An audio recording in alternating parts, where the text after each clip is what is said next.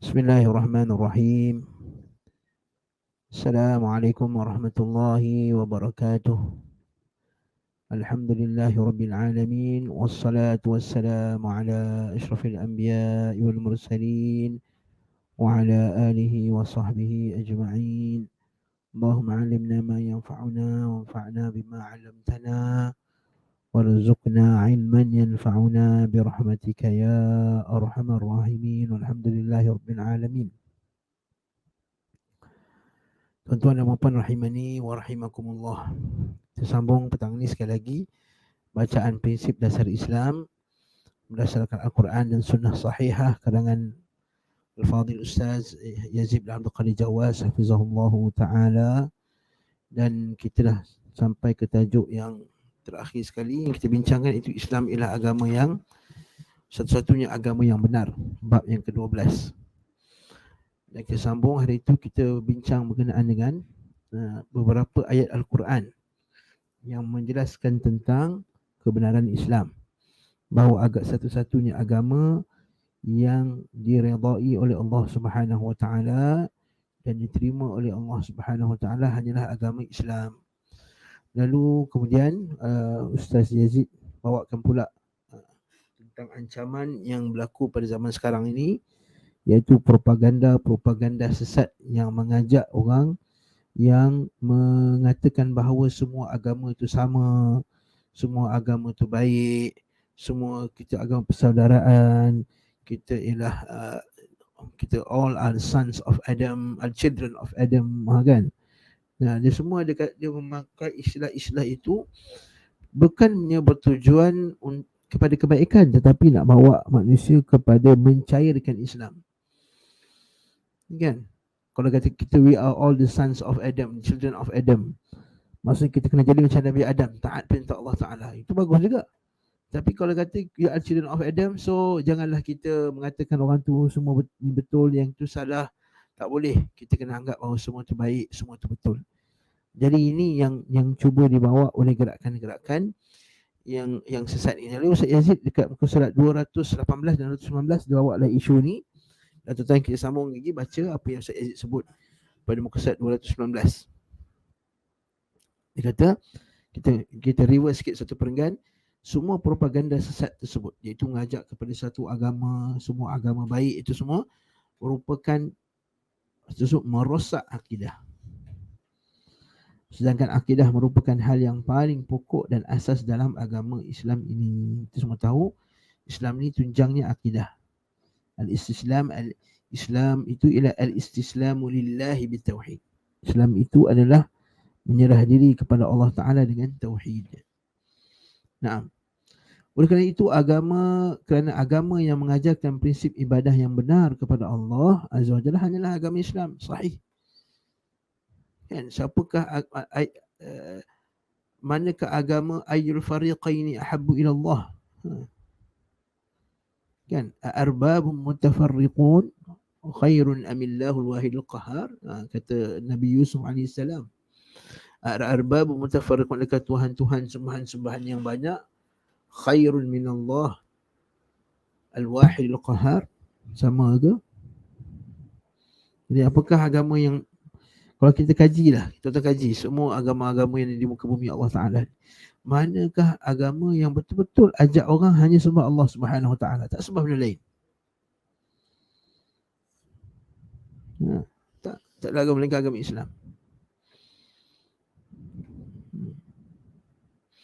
Waktu bila Allah Ta'ala kata Quran, ajitala lina'budallaha wahdahu wa nadhara ma kana ya'budu aba'una fa'tina bima ta'iduna in kunta minas sadiqin.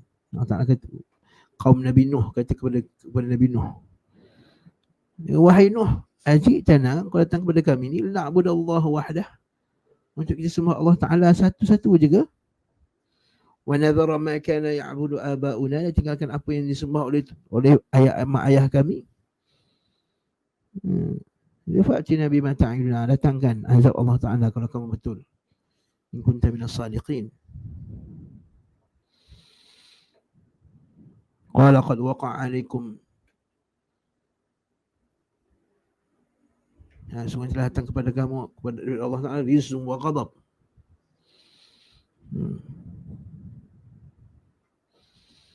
Atajadilunani fillah, atajadilunani fi asma'in sammaitumuha antum wa aba'ukum ma anzalallahu biha min sultan. Kau cakap macam tu, kau kata masih adakah kami akan tinggalkan sembahan-sembahan yang lain?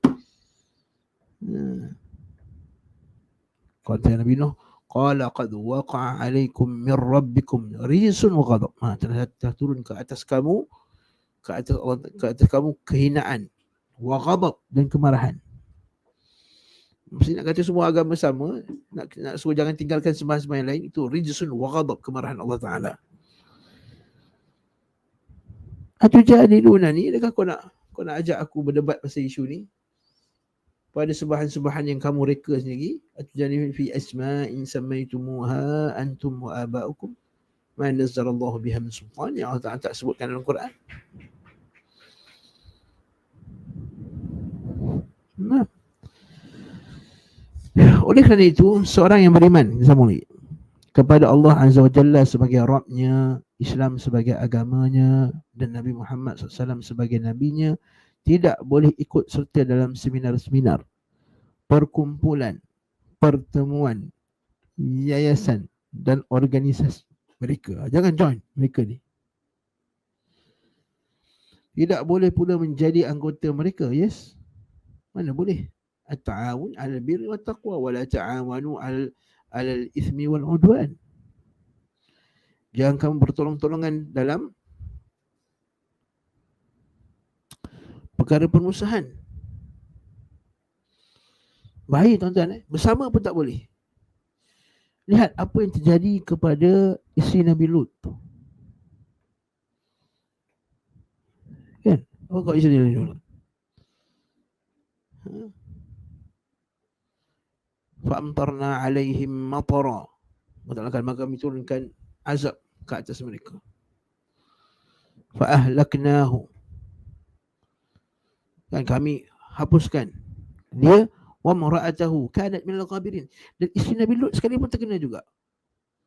Kita tanya soalan, adakah isteri Nabi Lut terlibat dengan perbuatan kaum Nabi Lut? Tak. Isteri Nabi Lut tak terlibat pun. Lepas tu kata para ulama, disebut isteri Nabi Lut tak terlibat dengan perbuatan gay dan lesbian ataupun gay masa tu. Tetapi ketika itu dia nak kekal bersama dengan kaumnya, nak bersama, kebersamaan itu menyebabkan Allah Ta'ala azab sekali isteri Nabi Lut. Allahu Akbar.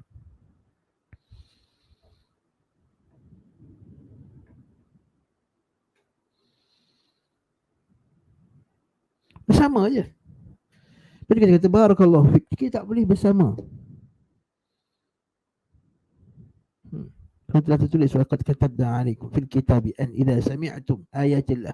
Telah tertulis dalam kitab, idza sami'tum ayatillah, bila kamu dengar ayat Allah, yukfaru biha, didustai, wa yustahza'u biha, diperolok-olokkan, fala taq'udu ma'ahum hatta yakhudu fi haditsin ghairi. Kamu jangan duduk dengan mereka, jangan sokong mereka, jangan meramaikan. Kata para masyayikh kita, guru-guru kita, kenapa tak boleh syekh? Walaupun kita tak join, pertama, kita tak nak meramaikan kelompok mereka. Kan kalau kita duduk sama dengan orang, macam orang kata, ramai juga pengikut orang ni, sedangkan kita ikut pun kita duduk aja. Yang kedua apa dia? Supaya orang-orang jahil tidak menganggap bahawa kita bersama dengan mereka, kita meredai perbuatannya.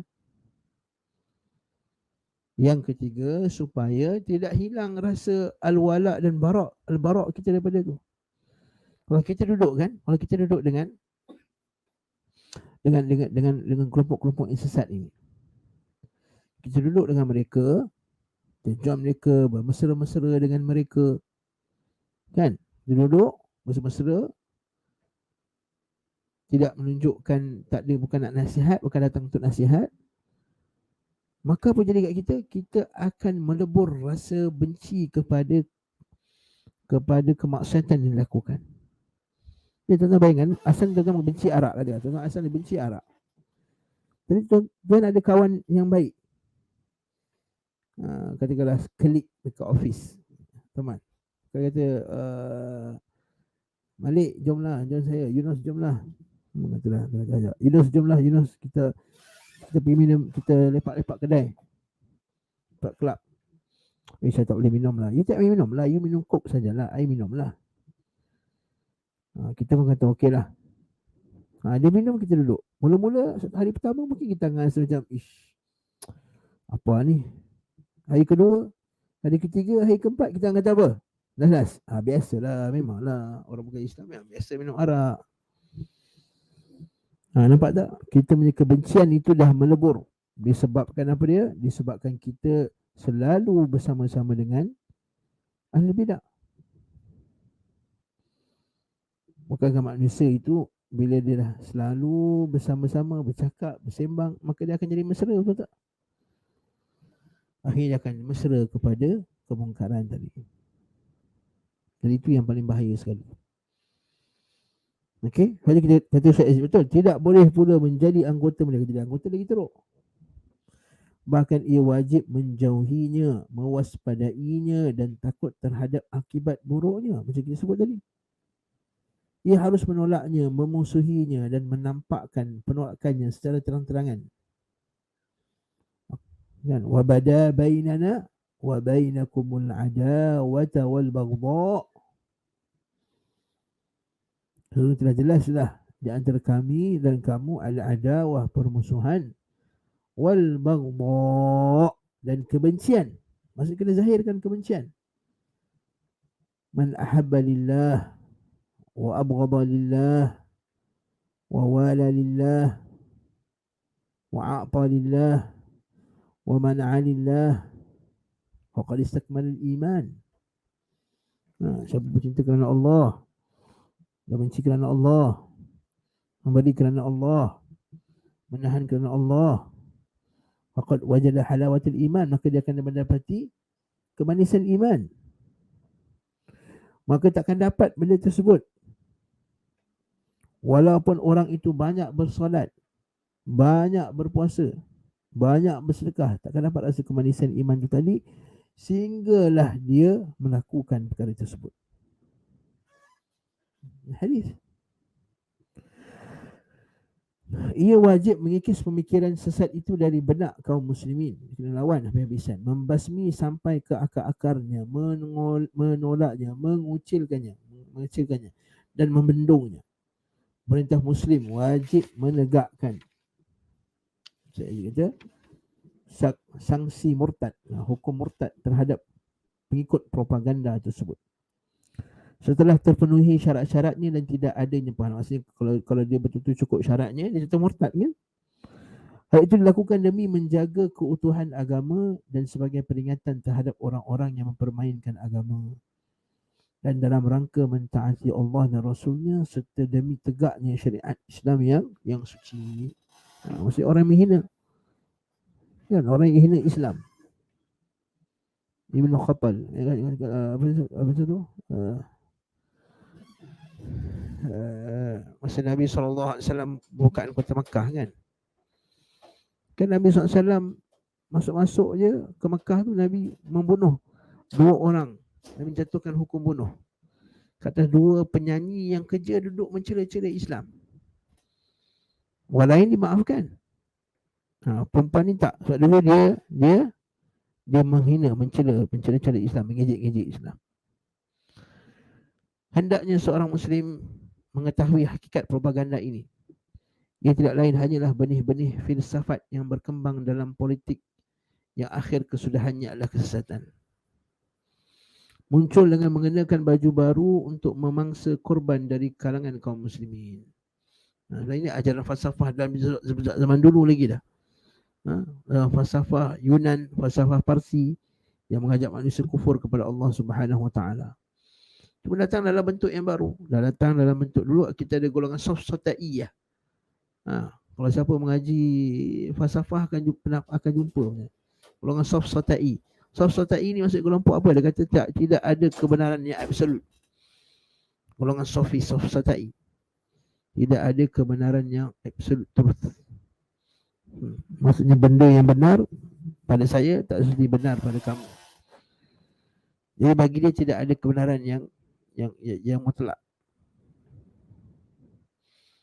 Jadi itu sama aja. Itu yang berlaku pada zaman dulu. Sampai zaman sekarang dia datang dalam bentuk yang baru aja. Kemudian dia memangsa akidah mereka, tanah air mereka, dan merenggut kekuasaan mereka. Akhirnya umat Islam dibunuh, dihalau dan seumpama dengannya. Macam apa yang terjadi kepada Uzbekistan dahulu, Tajikistan, Kazakhstan, apabila masuknya komunis, Islam tu, sehingga sekarang Uzbekistan belum lagi menjadi satu agama Islam, negeri Islam yang macam dulu. Hatta nak jumpa universiti Islam pun tak jumpa dalam ni. Tempat markas mengajar Islam pun tidak ada lagi dah kat Uzbekistan. Yang suatu masa dahulu ialah markas ilmu yang hebat. Bukhara dahulu. Kesan apa? Sedara kekufuran yang masuk.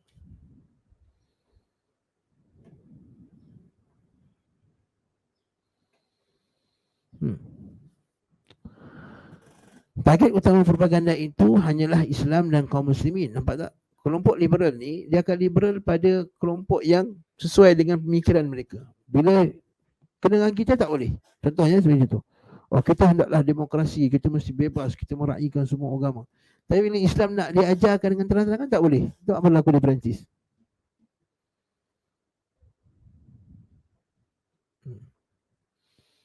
Ekstremis dia kata. Orang berbogel di tepi jalan dibenarkan, tapi yang berhijab tidak dibenarkan. Sebab apa?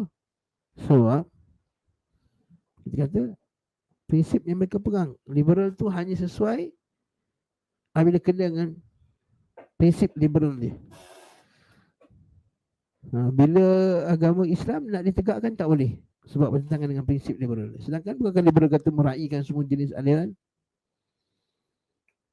Lalu dia kata oh tak, kerana Islam ialah ancaman terhadap gerakan liberal. Sebab itulah yang ditarget dalam liberal itu orang Islam. So mana ada agama lain al-wala al-bara' melainkan agama Islam.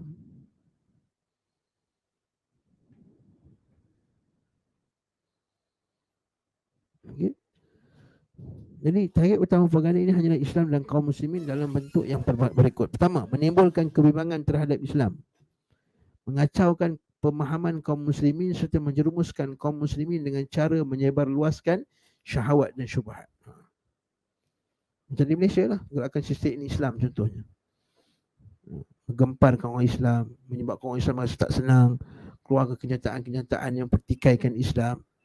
Bahkan dulu pernah keluar dalam akhbar-akhbar media elektronik ni, akhbar apa saya tak nak sebut nama dia, satu seorang perempuan yang apa nama dia, Maryam something, membuat gerakan agar tak berpuasa terang-terangan. Kau tak puasa tu saya buka hijab, so jangan malu untuk buka hijab contohnya. Tanpa ada rasa segan silu, maksudnya kita boleh zahirkan yang kita ni tak nak ikut Islam. Lepas tu buat pula sebagainya, pula buat kumpulan murtad terang-terangan, nak daftarkan gerakan-gerakan murtad. Lepas tu pergi pula dekat UN Council, kena pergi kat UN bagi tahu bahawa negara Malaysia ni menekan kelompok-kelompok LGBT, pertahankan hak untuk orang nak jadi LGBT. Ini semua benda-benda yang menimbulkan kebimbangan. Jadi umat Islam dulu sekitar tahun 3-4 tahun lepas berada dalam keadaan yang sangat bimbang, risau. Akhirnya itu dibawakan agenda-agenda sebegini. Kita nak sebut nama lah, kan? Bahkan masa itu jabatan sebuah kementerian memberi geran ataupun memberi sumbangan pula, bantuan kewangan pula kepada satu gerakan yang diharamkan di Selangor. Orang Islam kan diharamkan di Selangor. Islam kemudian diberi pula wang pula. Itu sini kata dia akan membantu apa saja usaha untuk menyebarluaskan syahwat dan syubhat.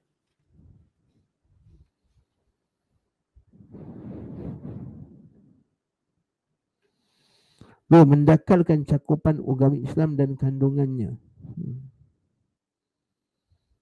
Dan strategi kedua orang burukkan Islam. Nanti kita tengok dalam media. Apa saja yang tersilap, ustaz tersilap ke apa tersilap ke, itu akan jadi bahan paling utama lah. Sedangkan bukan tak ada padri yang merogol anak-anak apa, dia punya gereja-gereja tak keluar apa media. Jadi kalau berlaku satu ustaz terpukul anak murid dia, apa benda yang tak confirm lagi, tapi dibesar-besarkan seolah-olah benda tu benda yang paling teruk lah. Bukan tak pernah berlaku. Berapa ribu kanak-kanak yang di apa,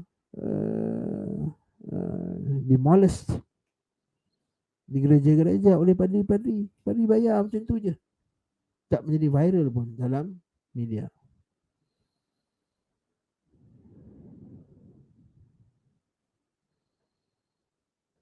Okey, itu mendangkalkan. Termasuk kena ditambah pula dengan ustaz-ustaz bid'ah yang cakap maklumat-maklumat yang dangkal. Ini juga menjadi modal kepada mereka. Manusia dicipta daripada cahaya. Ngepik saja. Kalau manusia ni kalau disingkap, oh asal ni memang cahaya. Subhanallah. Ketiga, memunculkan kaedah-kaedah yang bertujuan menguliti dan mematikan ajaran Islam, melumpuhkan kaum muslimin, mencabut dan memupus akar keimanan dari dalam hati mereka.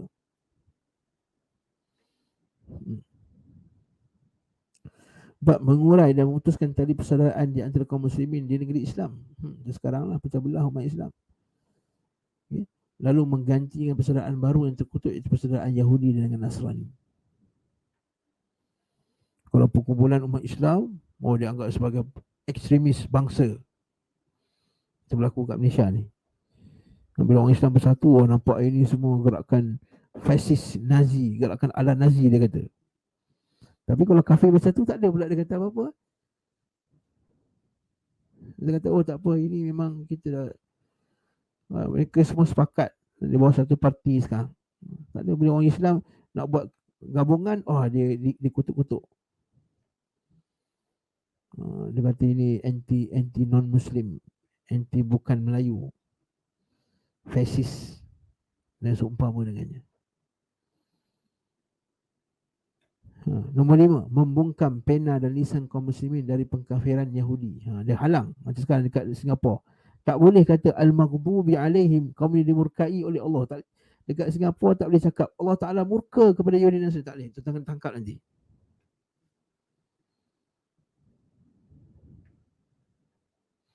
Hatta keluarkan fatwa tak boleh sambut Christmas pun dah kena, sebahagian ni kena ban daripada masuk Singapura. Nampak?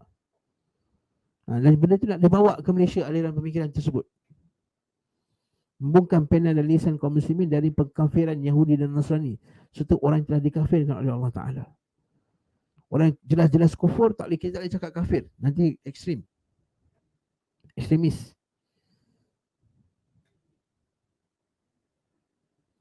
Ini contoh gerakan-gerakan liberal, gerakan-gerakan yang merosakkan.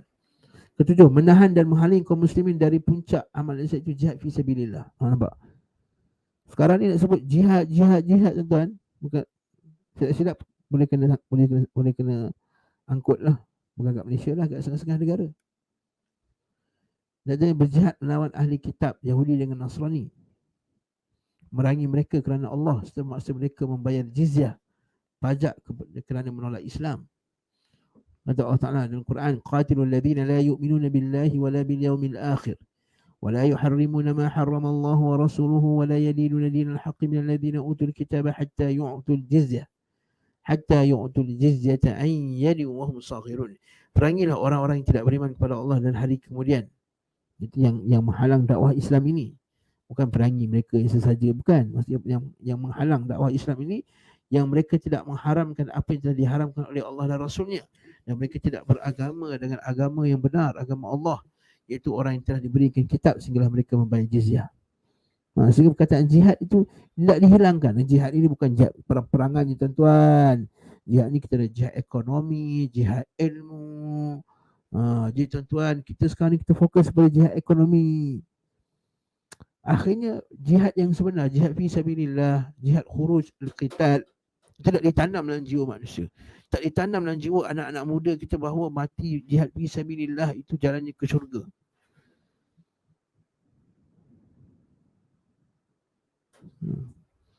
Dicairkan jihad tu, dikecilkan. Skop jihad tu hanyalah jihad kita hendaklah berjihad ekonomi, jihad ekonomi.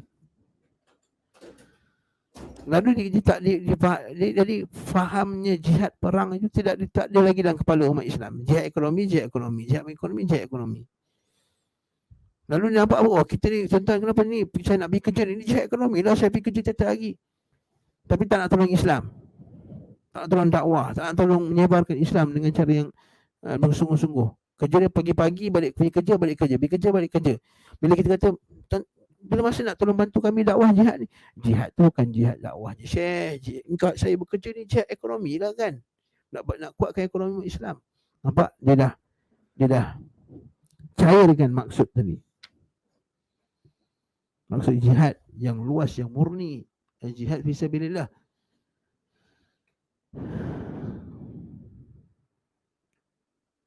Kalau barulah dah tanam semangat jihad membuat-buat dalam hati umat Islam, baru kemudian tapi kita sekarang tak boleh lagi keluar. Kita keluar berjihad bersama dengan pemimpin. Baik kaedah di Islam. Jihad bersama dengan pemimpin. Jihad tak boleh mengikut kumpulan-kumpulan, kelompok-kelompok. Jihad bersama pemimpin kaum muslimin, a'immah. Jadi bila tidak ada ketiadaan jihad, kita kena usaha untuk majukan umat Islam. Itu cara kita nak berjihad sekarang. Baik, bukannya dengan kata kita ni sekarang tidak ada lagi jihad senjata-senjata, sekarang jihad dakwah. Ini betul sahih. Dengan tanam juga jihad fisabilillah itu. Cuba sekarang ni, cuba kalau diangkat-angkat tajuk jihad, mungkin kita akan ban daripada setengah-setengah negara. Nombor 8, merobohkan kaedah dasar Islam iaitu al-wala' wal-bara'. Ini satu lagi. Sebahagian penasihat kononnya penasihat keselamatan, penasihat antarabangsa, mengatakan bahawa punca umat Islam menjadi ekstremis adalah kerana prinsip akidah al-wala' wal-bara'. Ini saya pernah dengar sini dengan lisan. Jadi inilah puncanya umat Islam jadi ekstremis. Tidak ada, mana ada agama yang tak benci kepada agama selain dia. Mana ada? Disebabkan al-wala' al-bara' yang ada dalam agama Hindu lah. Itu kenapa Masjid Babri itu diruntuhkan. Kerana al-wala' dan al-bara' yang ada pada negara Perancis, sebab itulah dia tak benar kau orang pakai niqab. Kalau ada wala' al-bara' dalam komunis China, sebab itulah umat Islam di Xinjiang itu 1 jutanya dimasukkan dalam penjara. Betul tak? Kerana al-wala' wal-bara' yang ada dalam pemikiran liberalnya orang Singapura, sebab itulah bila kita mengajar agama Islam menjadi agama yang benar, sebab tu kita dipenjarakan dan ditangkap, dihalang.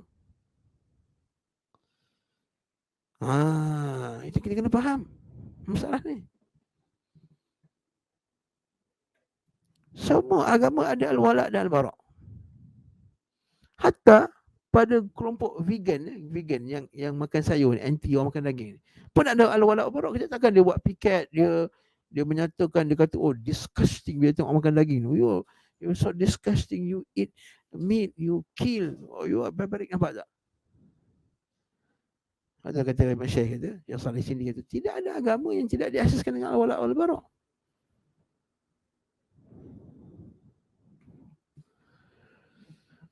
Sebab dia kata kat sini, nampak tak? Merobohkan kaedah dasar agama Islam iaitu kaedah al-wala' wal-bara', loyal dan benci kepada kerana Allah. Propaganda penyata agama ini berfungsi untuk mematahkan sikap berlepas diri kaum muslimin terhadap orang kafir. Jadi dia nak minta kita apa? Kita sayang jugalah agama lain, so betul. Tak ada benci, jangan kata benci. Orang buat syirik pun tak ada benci orang buat syirik.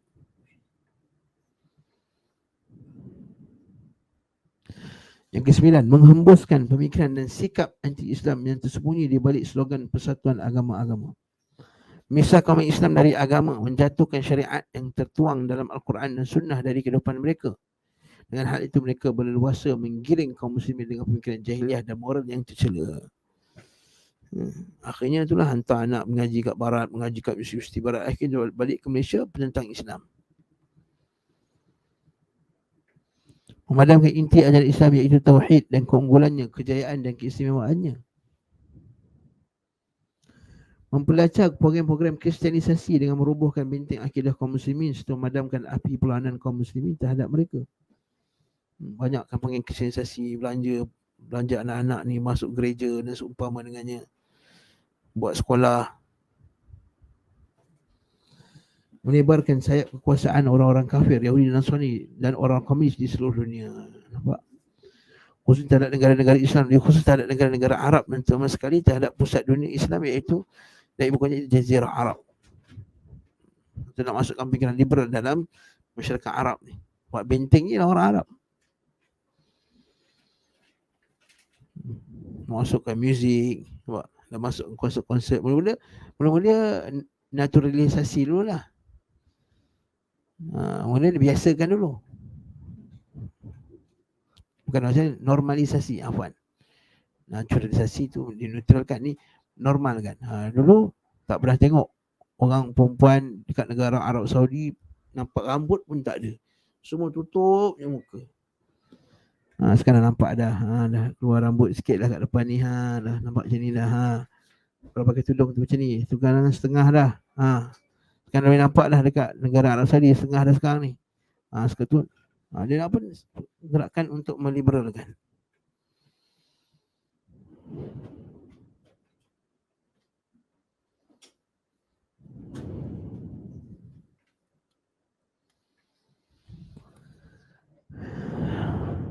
Mereka juga berusaha untuk mempertahankan umat Islam di Indonesia ini dan sudah terbukti di beberapa daerah dan provinsi. Dia target dan tujuan utama propaganda keji tersebut dan sangat disayangkan dan merupakan musibah yang lebih besar lagi, ada segelintir oknum dari kalangan ada segelintir NGO dari kalangan kaum muslimin dan orang yang mengaku muslim menyambut positif propaganda keji tersebut atas dasar apa? Liberal. Bahkan mendukung tersenggelara seminar-seminar yang mereka adakan. Ini golongan JI contohnya. JIL bukan JI, JIL, Jaringan Islam Liberal. Sehingga gaungnya lebih luas, berlumba-lumba menyambut seruan keji dan konspirasi jahat orang-orang kafir itu. Tegas betul. Propaganda ini mulai dari asal usulnya, slogannya pada hakikatnya merupakan musibah besar atas kaum muslimin saat ini.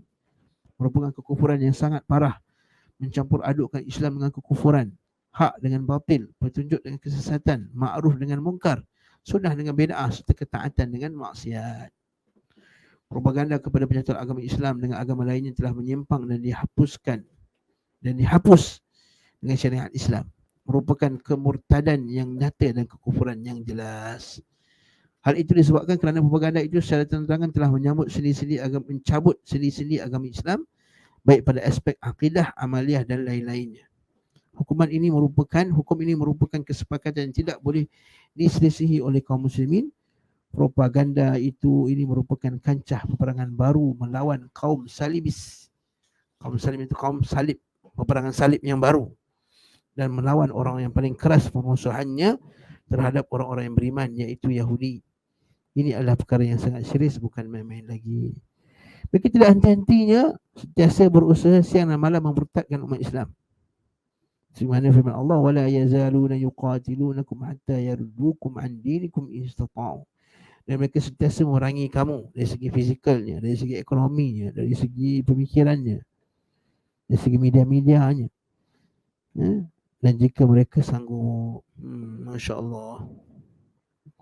Maka kesimpulannya adalah, kita baca kesimpulan Syed Yazid. Nombor 1, seluruh umat Islam yang telah bersyahadah la ilaha illallah Muhammad Rasulullah wajib menolak propaganda penyatuan agama tersebut yang bertujuan menyatukan agama yang telah diselewengkan dan dihapus dengan agama Allah yang hak.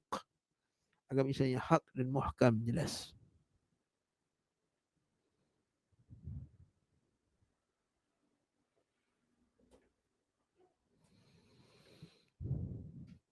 Fa ghayra dinillahi yabghuna wa lahu aslama man fis samawati wal ardi taw'an wa karha.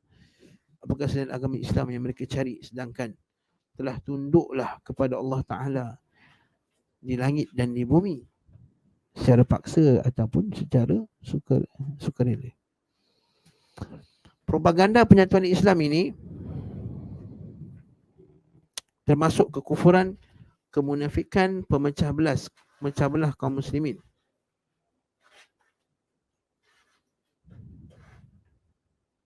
Okay.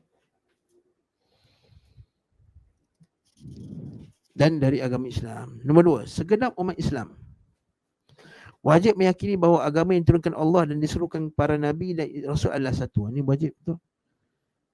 Dinul qayyiman. Satu je agama yang dinul qayyim. Dzalika dinul qayyim. Satu je agama yang tepat. Iaitu seruan terhadap tauhid, iman dan kenabian. Firman Allah Subhanahu wa taala, "Wa ma arsalna min qablika min rasulin illa nuhi ilaihi annahu la ilaha illa ana fa'budun." Dan kami tidak mengutuskan seorang rasul pun sebelum engkau wahai Muhammad, melainkan kami wahyukan kepadanya bahwasanya tidak ada ilah yang berhak diibadahi dengan benar melainkan Allah. Maka wajib kalian beribadah kepadaku. Maksudnya, umat Islam hanya wajib meyakini bahawa agama Allah sahaja yang betul, benar. Firman Allah Ta'ala juga, walaqad ba'athna fi kulli ummatin rasulan an i'budullaha wajtanibut taghut. Dan sungguhnya kami telah mengutus rasul pada tiap-tiap umat untuk menyerukan beribadahlah hanya kepada Allah dan jauhilah jalan taghut. Yang ketiga, segenap penduduk bumi wajib meyakini bahawa syariat para nabi berbeza-beza. Maksudnya syariat berbeza-beza. Dan syariat Islam adalah syariat penutup dan penghapus syariat yang sebelumnya. Tidak ada seorang makhluk pun yang boleh beribadah kepada Allah Azza wa Jalla melainkan harus sesuai dengan syariat Islam. Tidak ada manusia yang boleh ikut selain daripada agama Islam.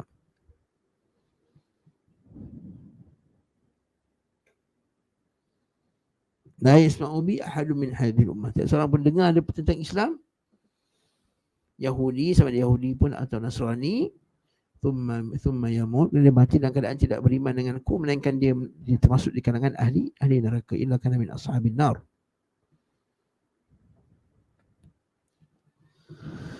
Yang keempat, segenap penduduk bumi dari kalangan ahli kitab Yahudi dan Nasrani maupun lainnya wajib untuk segera memeluk Islam. Betul?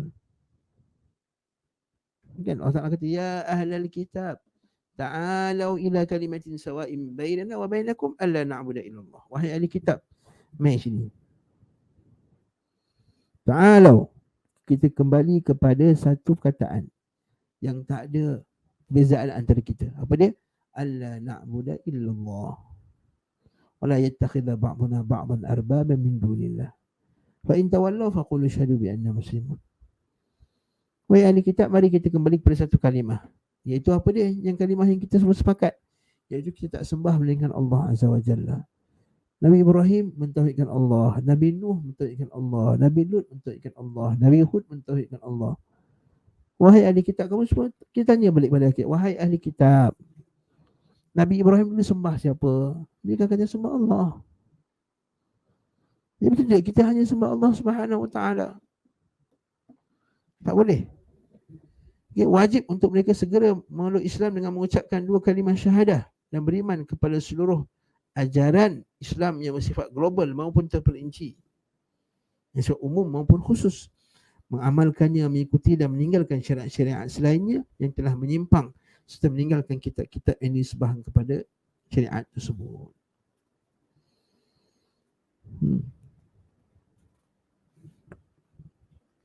Kelima, barang siapa menolak masuk ke dalam agama Islam yang dibawa oleh Nabi Muhammad SAW, maka dia kafir, musyrik.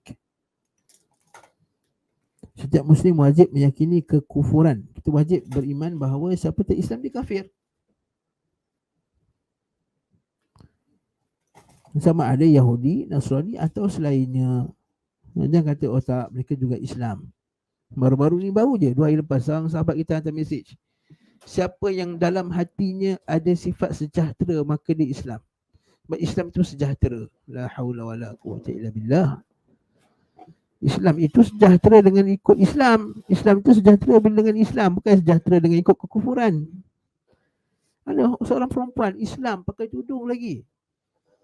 Dia bagi bantuan kepada orang miskin. Dia kata Islam itu bukan hanya apatah atas-atas tu disebut. Kemudian bawah tu dia kata apa? Sesiapa yang hatinya ada Islam, ada sifat sejahtera, siapa yang baik maka dia Islam. Tak betul, tak sahih.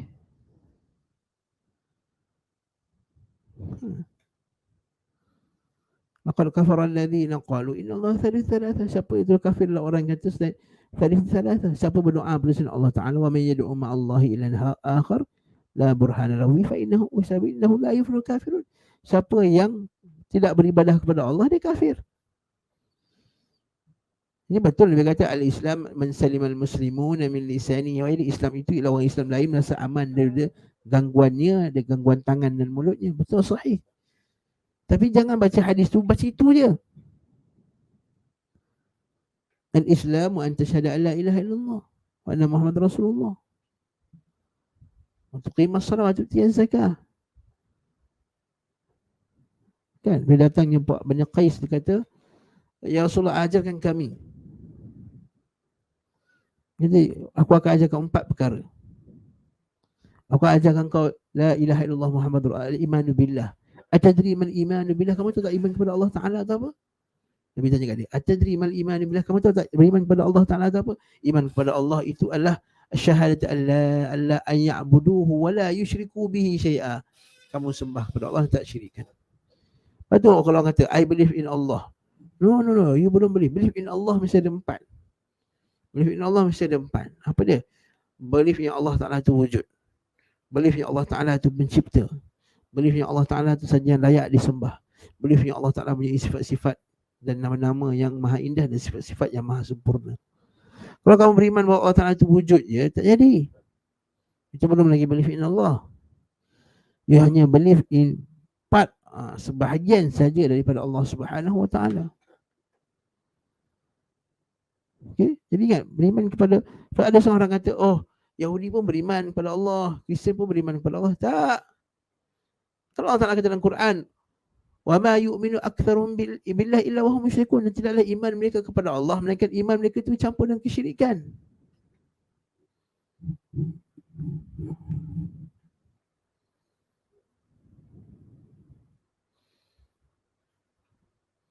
Wa ma lakum alla tu'minu billahi wa apa hal kamu ni tak nak beriman kepada Allah Ta'ala sahaja?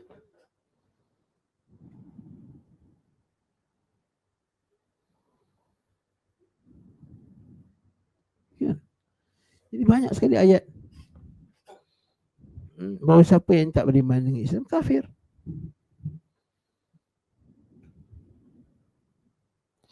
Wajib menamainya kafir. Nampak tak? Wajib menamakan orang kafir dengan kafir. Meyakini bahawa ia adalah musuh Allah, yang meyakini bahawa orang kafir dan mati dan kafir adalah pengguna. Dan kita kena yakin bahawa siapa yang mati dan kafir, dia kekal. Ya ahlul kitab lima takfuruna bi ayatillahi wa antum tashhadun. Wahai ahli kitab, kenapa kamu kufur kepada ayat Allah sedang kamu menyaksikannya?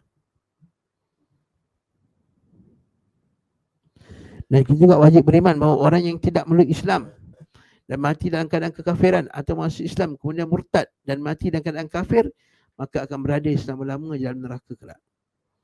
Neraka merupakan sejelik-jelik tempat kembali dan mereka kekal dalamnya. Dan dia kata, oi, sempit betul neraka engkau ya, hanya untuk orang Islam je. Kita kata memang. Huffatil jannatu bil makarih. Syurga itu memang dilingkungi oleh benda yang manusia tak suka. Benda yang manusia tak suka, manusia tak suka patuh kepada perintah Allah, manusia suka ikut hawa nafsunya. Wa qalilun min ibadi yashkur. Sikit daripada anak-anak syukur. Dan kata Nabi SAW, umatku hanyalah seperti kasya'ratil bayda, seperti daun rambut yang putih pada lembu yang hitam.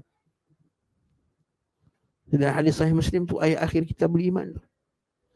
Allah kata dalam Quran lagi, innal ladzina kafaru min ahli alkitab wal musyrikin fi nari jahannam khalidina fiha ulaika hum syarrul bariyah. Sungguhnya orang kafir dari golongan ahli kitab dan orang musyrik, mereka akan masuk ke neraka jahannam kekal. Ulaika hum syarrul bariyah.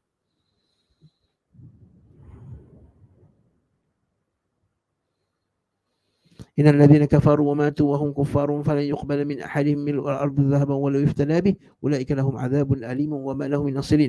So orang kafir dan mati dalam keadaan kafir tidak akan menerima tebusan dari seorang di antara mereka sekalipun walaupun emas penuh bumi. Betul Allah Ta'ala dalam hadis sahih Nabi kata pada ahli neraka, wahai ahli neraka, kalau hari ini aku bagi kamu peluang untuk tebus dirimu dengan dunia dan sepenuh isinya, sanggup tak? Ahli neraka kata sanggup. Allah Ta'ala kata dulu aku minta engkau benda yang paling ringan sekali, iaitu beriman kepada aku dan tidak syirikkan aku dengan sesuatu pun, lalu kamu tak lakukannya. Maka hari ini kami takkan bagilah, kami takkan dapat menerima tebusanmu walaupun emas sepenuh bumi sekalipun. Firman Allah Subhanahu wa taala, innal ladzina kafaru law anna lahum ma fil ardi jami'an wa mithluhu ma'ahu liyaftadu bihi min 'adzabi yaumil qiyamah ma tuqabbala minhum wa lahum 'adzabun alim yuriduna an yakhruju minan nari wa ma hum bikharijin minha wa lahum 'adzabun muqim.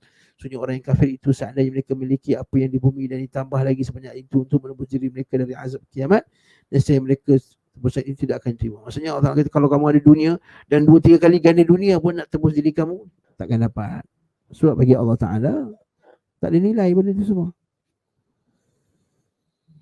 Yuriduna an yakhruju minan nar, mereka nak keluar dari neraka, wa ma hum bikharajin minha, mereka tak dapat keluar dari neraka, walahum adzabun muqim, bagi mereka azab yang kekal selama-lamanya. Allah Ta'ala sebut lagi dalam Quran, walaqad dzara'na li jahannam katsiran minal jinni wal insi lahum qulubun la yafqahuna biha wa lahum a'yunun la yubsiruna biha wa lahum adhanun la yasma'una biha ulaika kal an'ami bal hum adall ulaika humul ghafilun. Sesungguhnya kami akan isi neraka jahannam banyak dari kalangan jin dan manusia. Mereka mempunyai hati tapi tidak gunakannya untuk memahami ayat-ayat Allah. Mereka mempunyai mata tapi tidak digunakan untuk melihat tanda-tanda kekuasaan Allah, dan mempunyai telinga tapi tidak digunakan untuk mendengar ayat-ayat Allah. Mereka itu macam binatang ternak.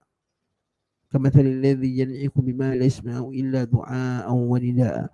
Bahkan mereka itu macam lembu. Dia orang panggil nama dia, oi, panggil. Dia tak faham pun.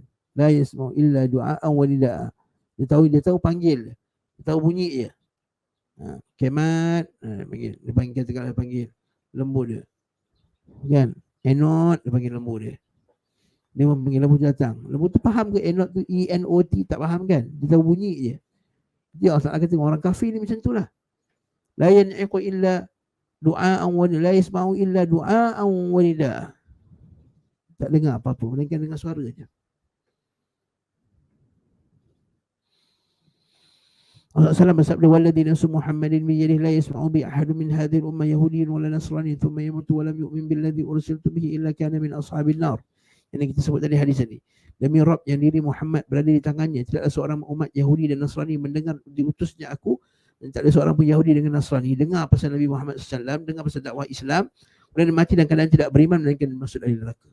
Kalau Yahudi dengan Nasrani yang ada asal beriman dengan Allah Ta'ala pun akan kekal dalam neraka kerana tak terima Nabi Muhammad sallallahu alaihi wasallam. Bagaimana pula orang yang musyrik yang tak kenal Allah Taala langsung.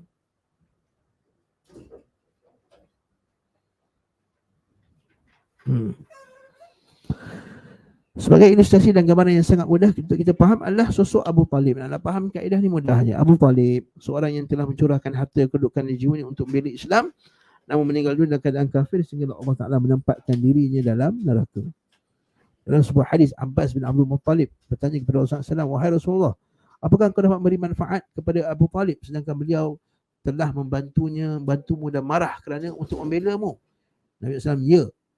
Nabi kata, ya. Abu Talib dapatlah duduk kat neraka yang paling cetek sekali, tapi sampai terbakar dia punya kepala dia.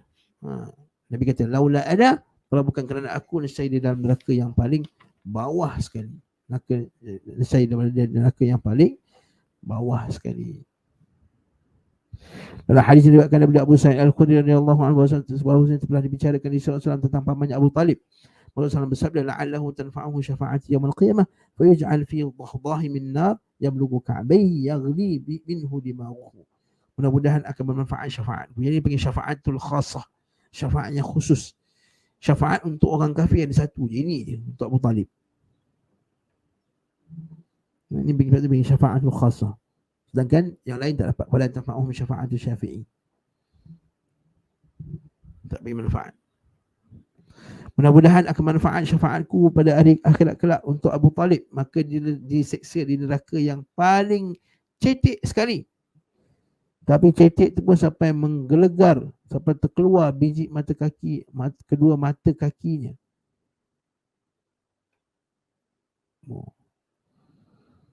Maksudnya mencapai kedua mata kaki. Maksudnya dia punya tu neraka paling cetek. Api tu sampai dia punya buku lali, sampai dia punya buku lali. Tapi bergelegak otaknya kerana kepanasan. Allahul musta'an. Itu juga dengan Ibnu Juda'an. Kan Ibnu Juda'an kan Aisyah tanya, ya Rasulullah, Ibnu Juda'an dah sedekah, dah buat tolong apa semua. Ibnu Juda'an ni dia punya baik dia ada perempuan yang nak apa yang susah semua dia tolong. Dia bagi duit apa semua. Ya Aisyah kata, ya Rasulullah, apakah tak pernah dia takkan dapat apa-apa? Nabi kata, tak. Kan dia tak pernah sekali pun mengatakan, ya Allah, ya Tuhanku, selamatkanlah aku daripada azab api neraka akhirat kelak. Tidak beriman kepada Allah Azza wa Jalla. Allah Ta'ala alam bisawab. Allah Ta'ala alam bisawab. InsyaAllah tuan-tuan, inilah dia bahayanya orang yang dia menganggap bahawa semua agama sama, tak nak terima Islam itu sebagai satu-satunya agama yang benar. Kita sambung lagi insyaAllah pada kuliah akan datang. Apa kali kita cuba habiskan cepat-cepat ni. Lepas ni al-wala al-bara' pula. Lepas tu kita boleh masuk kitab lain insyaAllah. Barakallahu fikum. Kat sini ada soalan.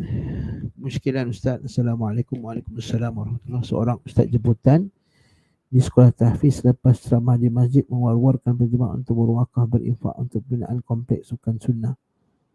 Dikatakan juga pahala bagi orang yang hidup sunnah. Apakah perbuatan ini wajar? Tak wajar lah. Mana ada kompleks sukan sunnah? Sukan je lah. Ada nak buat apa kompleks sukan sunnah? Sukan lah, naik kuda, pergi tempat naik kuda. Naik kuda. Belajar mana? Pergi belajar mana. Kenapa nak kena buat kompleks sukan sunnah pula? Kata kalau kita naik kuda kat mana-mana pun naik kuda. Yang kedua, apa maksud sukan sunnah tu? Tu kadang-kadang orang Islam ni diberi kefahaman yang silap. Maksudnya kita mesti memanah. Memanah tu maksudnya apa? Ala innal quwwata ar-ramyu. Kekuatan umat Islam itu adalah pada ar-ramyu. Ar-ramyu ni apa? Iaitu apa saja benda yang boleh tembak jauh. Itu bagus untuk umat Islam. Dalam kes kita umat Islam sekarang, belajar apa? Belajar menembak lah sepatutnya. Kan? Belajar menembak. Belajar manah pun bagus juga. Tak ada masalah. Tapi untuk menghadkan belajar sunnah itu hanyalah belajar manah, tak betul juga. Jadi kalau belajar MMA tak sunnah. Sunnah juga.